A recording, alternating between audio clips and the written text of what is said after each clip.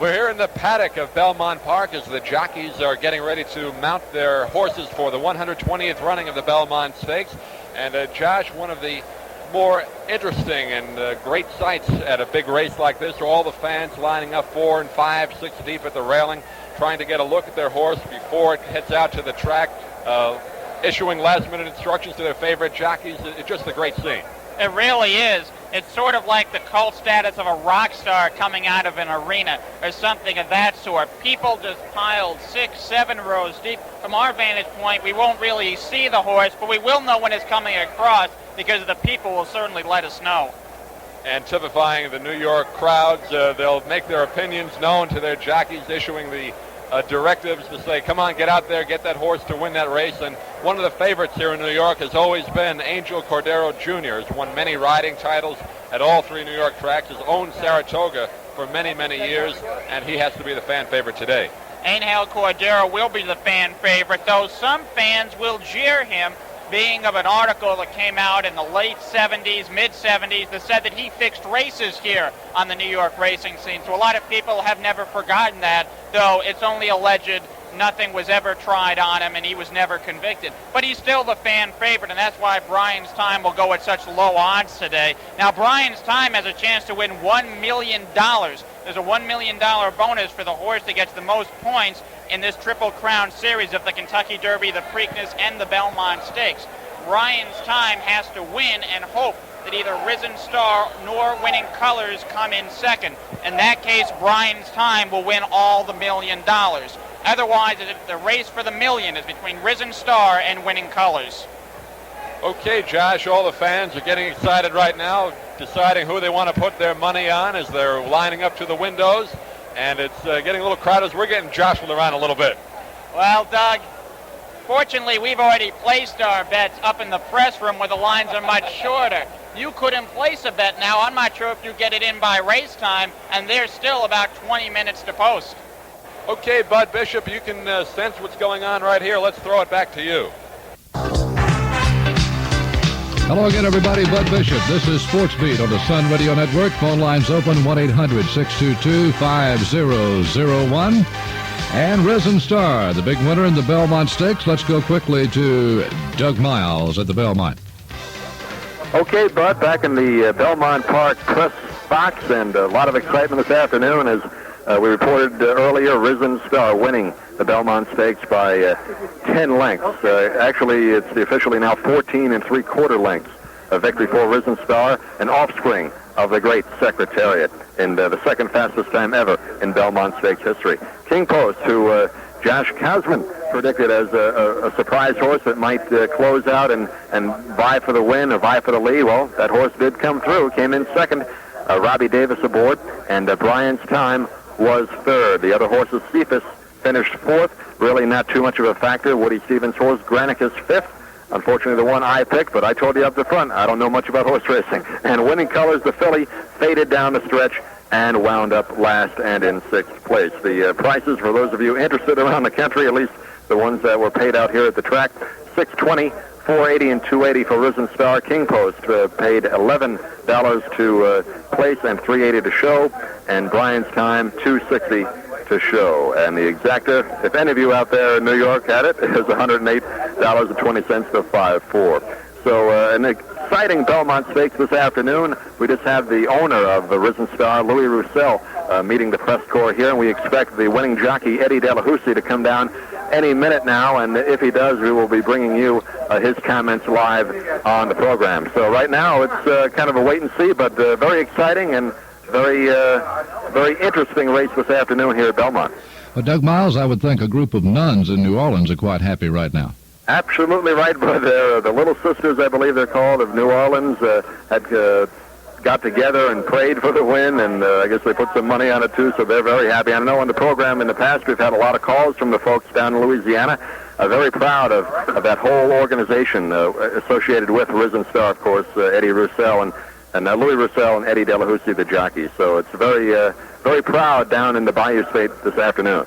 Well, Sister Mary Vincent said the Lord works in mysterious ways, but it didn't hurt to have a fast horse on the track, did it?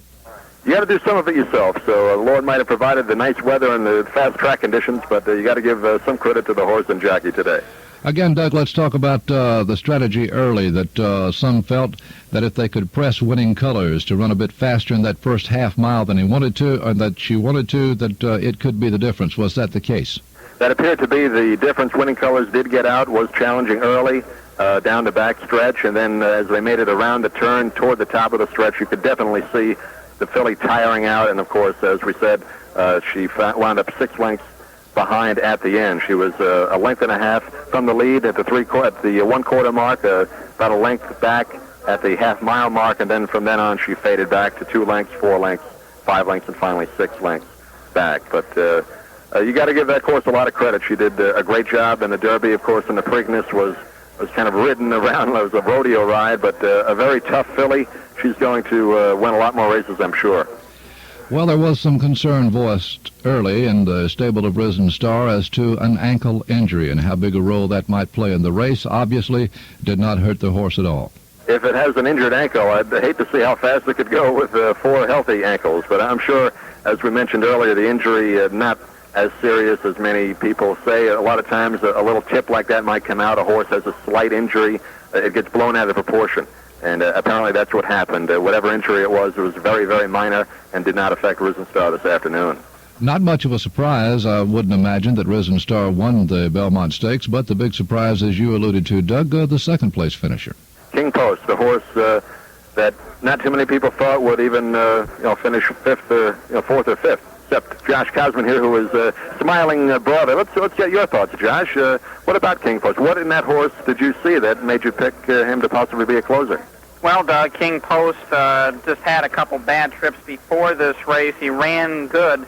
He ran well. I'm going to read a quote now from Robbie Davis, who said that other horse won by something like 10 lengths. This is an actual quote from Robbie Davis, the jockey who rode King Post. I could have been on the lead if I wanted to. I had them clocked pretty good going down the backstretch, meaning Risen Star and Winning Colors, who were the 1-2 horses when they were coming down the home stretch. At the 3/8 pole, the other horse, meaning Risen Star, started to draw off from me, and I couldn't keep up with him. I was just riding for second money. She, meaning Diane Carpenter, the owner of the horse, did the right thing with this horse. King Post can run in the front, can come from behind. It's a good horse. It's going to be in the Travers. It'll be a top 4-year-old, so really watch out for King Post. Okay, Bud, I know we have to take a break, but we have a lot more coming up the next half hour. Okay, Doug Miles, Josh Cosman at the Belmont Stakes, and we'll be getting back to those guys when we come back. You're listening to Sports Beat. Phone lines open at 1-800-622-5001. If you have a topic relating to sports you'd like to talk about, give us a call. Big horse race in New York. The winner of the Belmont Stakes, Risen Star, Doug Miles, Josh Cosman are there. Take it away, Doug. Okay, Bud, thanks a lot, and still awaiting the arrival of jockey Eddie Delahousse at the press box here at Belmont Park, and hopefully he'll be arriving very soon. We know he has a plane to catch, so they're going to make every effort to get him down here to get some quotes for us. But as we stated before, a very, very interesting, exciting race here as Risen Star wins the Belmont Stakes in the second fastest time in the history of the race. Of course, the son of Secretariat, who won the fastest time back in 1973, and who we all remember just blew away everybody in the Derby, the Preakness, and won the Belmont Stakes by 31 lengths. So, like father, like son this afternoon. And Josh, just your thoughts on the whole day here. Oh, it was some day, Doug. I mean, the crowd, we had 55,000 people, which the people who look at the crowds at Churchill Downs and Pimlico really wouldn't think that much of it. But believe me, for an event here in New York, there's a lot of things going on, including a Yankee game this afternoon, where the track really isn't prepared to take this many people. You have to wait 40 minutes online to make a bet if you're in the grandstand admission area today. 55,000 people in a place that has off-track betting. So you don't have to come here to bet the race, and most people don't, and that's why racing in this area, attendance-wise, has really dropped off. 55,000 means that interest in racing has been renewed in this area, and it's really been renewed because of the race itself. Risen Star, second fastest time ever. In a field that was supposed to be kind of a lame field, Risen Star proved to be a real star. When Louis Russell came down, unfortunately, we didn't get any quote from him because he came down before we went on the air, but the owner of Risen Star, the trainer of Risen Star, he said, we're going to race this as a 4-year-old. So we're going to see a lot of exciting things in the Breeders' Cup with horses like King Post and Risen Star. And in fact, Risen Star and King Post will probably meet up again in the Travers. And that's upcoming in late August at Saratoga, also on the New York racing circuit. But quite a day here, Doug. And we're going to be covering the Travers for you and keep you up to date every week on what's going on in the world of horse racing as we make our way through the summer. But, Josh, I know for you it was more than just an interesting day. It was a profitable one. Well, I get lucky once in a while. I certainly lost more money at the track than I've made. In fact, I gave a little bit of it back on the 9th race here, a $20,000 claiming race, a race that could have been run anywhere in the country, and I probably shouldn't have wagered any money on. A race in which Ainel Cordero, by the way, had the favorite and lost. A bad day for Ainel Cordero, who did very disappointingly poorly on Brian's time. Brian's time only coming in second place, only time he came in the money in any of the 3 Triple Crown races. At least now you can pay the rent. Well, at least I can pay some of the rent, Doug. Sportscasters, Bud, we got to scrounge everything we make, and if it takes putting a couple dollars on a horse, that's what we're going to do. Oh, yeah. It had to be, we talked about the pre-race favorites, Risen Star and Winning Colors. Certainly had to be a devastating defeat for Winning Colors to come in last in that field of 6. Yeah, I think D. Wayne Lucas thought the horse maybe not to win, but it would at least put up a better fight down the stretch. He was very confident, as we heard in the interview earlier with Josh, about an hour before race time, that he felt that filly was the best horse today, male or female. And he thought that it could compete at 1.5 miles. Obviously today it could not. Whether it was just today that it tired out, or if a filly cannot go 1.5 miles, that remains to be seen. I would tend to think that not being a sexist, but the fillies have never proven to go that kind of a distance, and I just don't think she really had a big chance this afternoon. Was there any doubt in your mind once the race started, Doug, that it was going to be Risen Star? Not really. It just looked, that horse looked so strong going out of the gate. It didn't even look like it was pressing that hard coming down the stretch. Do you agree, Jack? It really didn't. Risen Star even had some left. It could have ran 2 miles today. And speaking about Winning Colors, people have been saying all week, in fact, they were saying before the Kentucky Derby about this horse, if you pressure it, if someone goes out and puts out a full effort pressuring this horse, Winning Colors will feel it. Well, perhaps in the Preakness, when Winning Colors was pressured by a 49er, maybe it wasn't just a Woody Stevens ploy. Maybe it was the real way to defeat Winning Colors. And maybe Woody Stevens felt that Winning Colors was the top horse in that race. Well, the top horse ended up being Risen Star, and again today. But again, it was proven that when Winning Colors is pressured, it's going to fall back. And it's too bad that that's the case. It's too bad a filly like that has to go down like this, because it is a great horse, one of the greatest fillies of all time. But when it's pressured, when it's not out in the open, it's going to fall back, and that'll hurt Winning Colors throughout the rest of its career. Josh, we're told here that Stevens eased Winning Colors on the final turn. Did he have a shot at not finishing last? Was that the reason he finished last, or was he dead in the water anyway? Okay, let me just relay that to Josh. He can't hear you directly. He felt that Stevens may have had the horse ease up coming down the stretch. Was that a factor in your mind? Did Gary Stevens ease up on his horse? He might have, and that might have been a factor. How big a factor, I'm really not sure. Gary Stevens, the rider of Winning Colors, I don't think he eased up. Winning Colors had to go stretch to stretch. It just couldn't. It couldn't do it. At the end, just all the other horses passed it by. It's not a bad field. Even Cephas and Granacus and King Post, the 3 long shots in this race, they're no joke. And Winning Colors, that's when he couldn't handle, or I should say she, grammatical correction there, could not handle the distance. 1.5 miles, just too long. Horses passed it by, but if this was 1 1/4, 1 1/8, it wouldn't have mattered. Winning Colors could not handle Risen Star. Okay, Bud, I think we have to take a break now, but we'll be back with some final thoughts and hopefully Eddie Delahousie in just a couple of minutes. Okay, fellas, we're also going to be talking some NBA. Let's go to Doug Miles and Josh Cosman at the Belmont. Doug? Okay, we have the winning jockey, Eddie Delahousie of Risen Star, and he's talking to the press. Let's pick up some of his comments right now. He really run. Eddie, how about the $1 million bonus?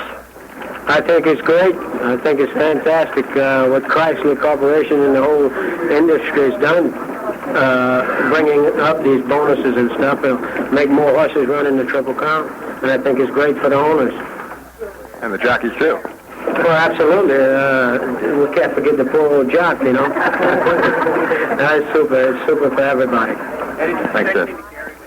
And, of course, Eddie Delahousie will be getting a good percentage of that $1 million bonus, and I'm sure he will go out and buy a nice new Chrysler. Bud, back to you.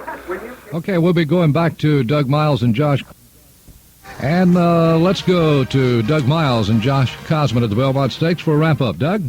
Okay, thank you very much, Bud Bishop. I hope you could pick up some of the comments anyway that Eddie Delahousie made, the winning jockey on Risen Star this afternoon, and he's going to have a little bit of extra money in his pocket, I'm sure, after today, Josh. Eh? A lot of extra money. I'm sure he's very happy about that, as he expressed to you, Doug. Of course, the winning horse gets $350,000 for winning the Belmont, but of course the Chrysler Challenge by gaining the most points in all 3 Triple Crown races, an extra $1 million, so nearly $1.5 million for Risen Star in today alone, just about 2 minutes and 20 seconds. What a day for the people in the Bayou. Risen Star, Eddie Delahousie, and also Louis Roussel. Great day for them, and they certainly deserved it. Definitely, and we mentioned before about the little sisters of that state who prayed for the win, and their prayers were answered this afternoon. I'd like to thank a couple of people up here at the press office, Susan Morris in particular, for giving us our credentials and giving us a good location and allowing us to do our radio broadcast this afternoon. So, Josh, maybe just give a quick recap of the other stakes races this afternoon, if we could, before we get off the air. I know some folks around the country are interested in some of the other races. We had the Riva Ridge earlier. Evening Chris won that race with Lafitte Pinkai, a jockey that many of you folks out in California are very familiar with. And we also have the Hempstead Handicap. I believe that's over there with Personal Ensign won the Hempstead Handicap, and Gay Rights wins the Collin. And, of course, Risen Star wins the Belmont Stakes. So that about wraps it up from Belmont Park. For Josh Cosman, this is Doug Miles saying thanks for listening, and back to you, Bud Bishop. We'll see you next week in Tampa.